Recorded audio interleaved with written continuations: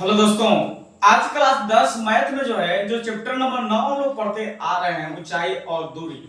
उसमें अब तक 1 से लेकर 3 तक एग्जाम्पल पढ़ चुके हैं। आज एग्जाम्पल नंबर 4 पढ़ने वाले हैं। एग्जाम्पल नंबर यानी उदाहरण 4 पढ़ने वाले हैं। तो उदाहरण 4 को समझेंगे और देखिएगा ध्यान से कि उदाहरण नंबर 4 जो सवाल है किस तरह से बनेगा।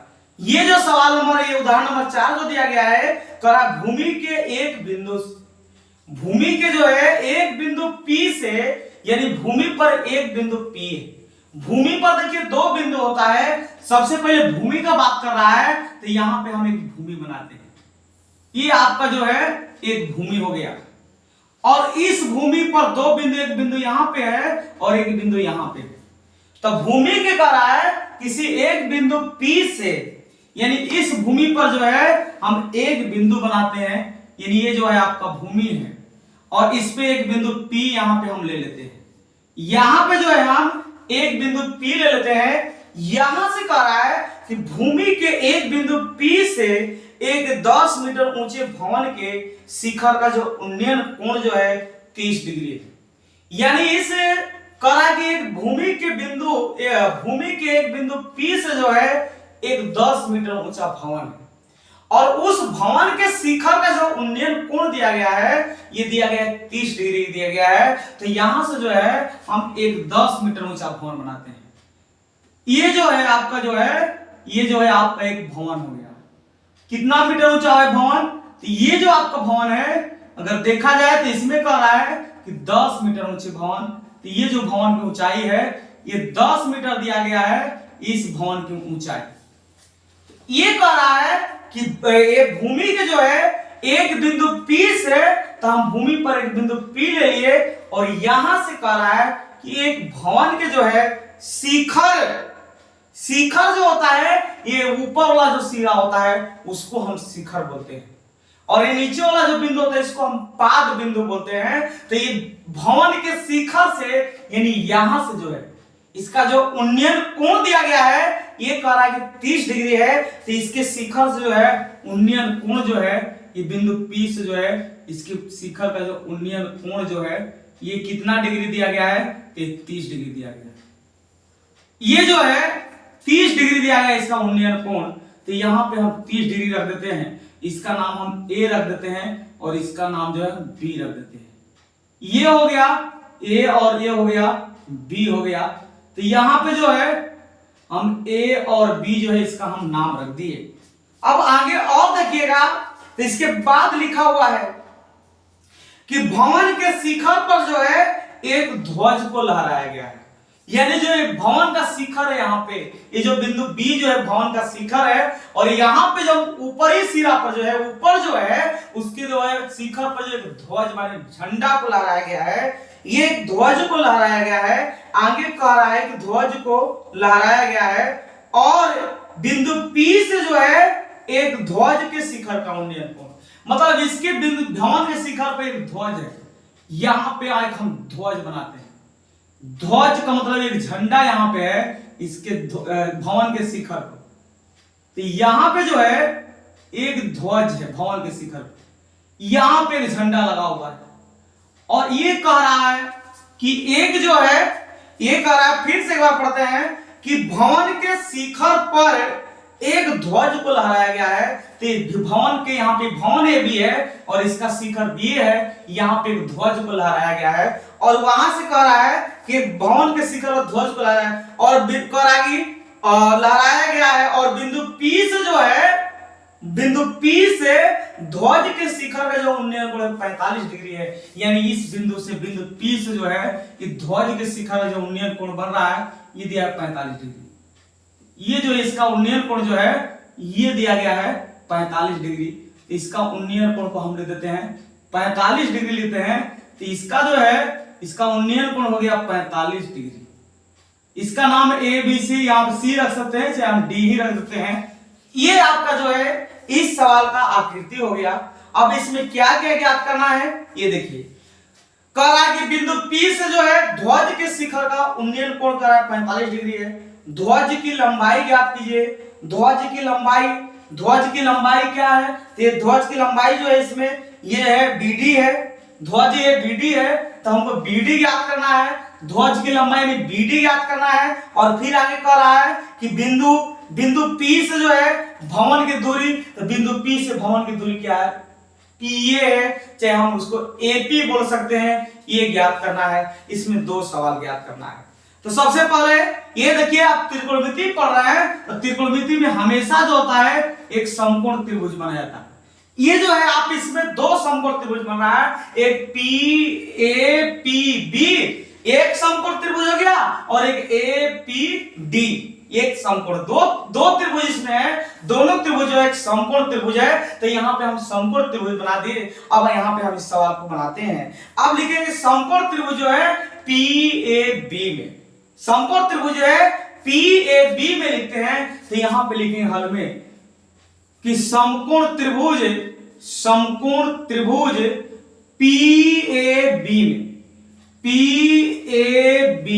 में जो समकोण त्रिभुज है PAB है, इस समकोण त्रिभुज में देखते हैं। देखिए सबसे पहले जो है इस समकोण त्रिभुज PAB में जो है हमको भवन की ऊंचाई दिया गया है। भवन की जो ऊंचाई है ये 10 मीटर है, और हमको बिंदु P से जो है भवन की दूरी ज्ञात करना है, PA ज्ञात करना है। तो ये ले लीजिए, AB ले लीजिए और बटा में PA ले लीजिए, जो ज्ञात करना है उसको ले लीजिए। तो ये जो दिया है उसको लिखते हैं, और जो ज्ञात करना है उसको लिख लेते हैं। ये जो दिया है उसको लिखेंगे, और जो ज्ञात करना है उसको बटा में लिखते हैं। तो ये जो है यहाँ पे PAB में जो है हमको भवन की ऊंचाई AB दिया गया है, तो यहाँ पे सबसे पहले हम AB लिख देते हैं, और बटा में जो है हमको बिंदु P से भवन की दूरी यानी PA ज्ञात करना है। तो यहाँ पे हम PA लिख देते हैं। आप ध्यान से अगर देखिएगा तो ये जो 30 डिग्री जो है न्यून कोण है, तो थीटा के सामने AB है, तो AB जो है लंब होगा, और ये जो है PA जो है आधार है। तो यहाँ पे जो है 1 मिनट, लंब बटा में जो है आधार हो रहा है। ये जो है AB लंब है, PA आधार है, तो लंब बटा में आधार, और लंब बटा आधार में आप जानते हैं कि tan थीटा बनता है। लंब बटा आधार जो होता है फॉर्मूला, ये tan थीटा का फॉर्मूला होता है। तो इसके यहां बन देंगे tan थीटा की जगह पर लिख देंगे 30 डिग्री। PAB इसका न्यून कोण जो है 30 डिग्री दिया गया है, तो ये 30 डिग्री हो जाएगा। इसके बाद और आगे बढ़ते हैं, तो AB का जो मान है 10 है, तो 10 लिख देंगे, और ये PA है तो PA लिखेंगे। tan 30 का मान 1/√3 होता है, तो हम 1/√3 लिख देंगे। इसका हम इसमें 1 का गुणा करेंगे PA में, तो ये हो जाएगा PA ही होगा, और इसका अगर इसमें गुणा करें 10√3 होगा। यहां पे देखिए कह रहा था इस उदाहरण में जो है √3 जो है √3 बराबर 1.732 ले, यानी √3 की जगह पर 1.732 लेना है। तो यहां पे हम लिख देते हैं PA बराबर जो है √3 की जगह पर 1.732। ये कह रहा है कि √3 बराबर जो है 1.732 देखिएगा सवाल में, तो ये रखने के लिए दिया गया है। इसको अगर हम हल करेंगे तो PA बराबर होगा 10 गुणे 1732 बटा में दशमलव का 1 2 3 को संख्या, तो 1 2 3 को 0 बैठाएंगे, यहां से इसको हम 0 से 0 काट देंगे। तो ये आ जाएगा PA बराबर आ जाएगा ये 1732 बटा में जो है ये 100 होगा, तो 1732 बटा में 100 लिख दिए। ये आ गया यहाँ पे इसलिए लिखेंगे PA बराबर जो है, यहाँ पे देखा जाए तो 100 में 2 0 है, 1 2, तो यहाँ पे 1 2 10 2 अंक का दशमलव यहाँ पे आएगा, तो हो जाएगा 17 जो है 3 जो है ये मीटर हो जाएगा। और ये बताइए PA क्या है, तो PA जो है बिंदु P से जो है भवन की दूरी है। तो यहाँ पे लिखिए बिंदु P से जो है भवन की दूरी, यहां पे लिखे अतः बिंदु P से भवन की दूरी, बिंदु P से जो है भवन की जो दूरी आया हुआ है ये 17.32 मीटर है। ये आंसर हो गया। बिंदु P से जो है भवन की जो दूरी है ये 17.32 मीटर है, ये आंसर दिया गया है। और इसमें ज्ञात क्या करना है, हमको ज्ञात करना है यहाँ पे ध्वज दंड की लंबाई। ध्वज दंड की जो है हमको लंबाई यानी बीडी भी ज्ञात करना है। तो आइए हम ध्वज दंड की लंबाई बीडी भी ज्ञात करते हैं। तो यहां पे आप क्या करेंगे, इसके बाद लिखेंगे कि अब इसका लंबाई बीडी निकालना तो बड़ा वाला त्रिभुज में ले लीजिए, समकोण त्रिभुज। समकोण त्रिभुज हो जाएगा PAD। में समकोण त्रिभुज जो है हम PAD में लग जाते हैं। तो देखिए हमको ध्वज दंड की लंबाई निकालना है तो ये पूरा लेना पड़ेगा, AD लेंगे क्योंकि इसमें ध्वज दंड की लंबाई BD आएगा। तो AD और बटा में आप PA ले लीजिए, तो हो जाएगा AD और बटा में जो है PA हो जाएगा। और बताइए कि लंब है 45 डिग्री थीटा है, थीटा के सामने AD आ रहा है तो लंब हो गया और बटा में PA आधार है। तो लंब बटा आधार जो होता है tan थीटा फॉर्मूला होता है। तो यहाँ पे tan लिख देंगे, थीटा की जब हम लिख देंगे इसका थीटा जो 45 डिग्री है तो यहाँ 45 डिग्री लिखेंगे। आप बताइए कि यहाँ पे AD है तो हम AD को रहने देते हैं। PA का मान तो अभी निकालें, PA का मान है 17.32, तो यहाँ पे हम लिखेंगे 17.32 और tan 45 डिग्री का मान 1 होता है तो वहां पे हम 1 लिख देंगे। ये हो जाएगा AD बराबर 17.32 हो जाएगा। आप बताइए हम AD को क्या लिख सकते हैं, AD जो है यहां से लेके यहां तक AD है। AD जो है दो भाग में बटा हुआ है, एक AB और प्लस BD। तो हम इसको लिख सकते हैं AB और प्लस जो है इसको हम लिख सकते हैं BD। ये आएगा 17.32 हो जाएगा, इसका मान जो है 17.32 हो जाएगा। अब इसके बाद हम क्या करेंगे कि इस सवाल को थोड़ा हम और मिटाएंगे, मिटाने के बाद इसको हम यहीं पे बना देते हैं।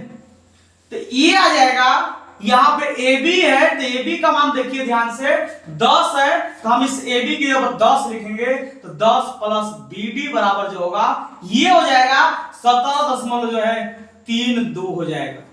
अब यहाँ पे हमको BD निकालना है, ध्वज दंड की लंबाई BD है तो 17.32 और माइनस हो जाएगा 10 हो जाएगा। यहाँ पे हम इसको ऐसे लिख सकते हैं BD बराबर जो है 17.32, इसको हम 10 दशमलव के बाद 2 जीरो है तो यहाँ पे 2 हम जीरो बैठा देते हैं। दशमलव के बाद 2 अंक है, 2 जीरो नहीं है, यहाँ पे दशमलव के बाद 2 अंक है तो हम 2 जीरो बैठा दिए।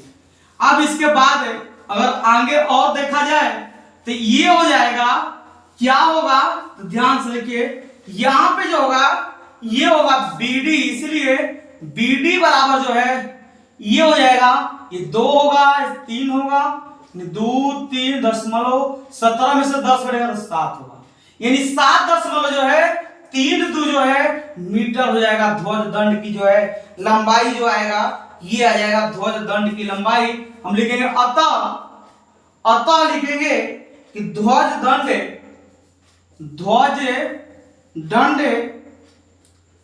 की लंबाई और ये आ गया बराबर हो जाएगा 7.32 मीटर।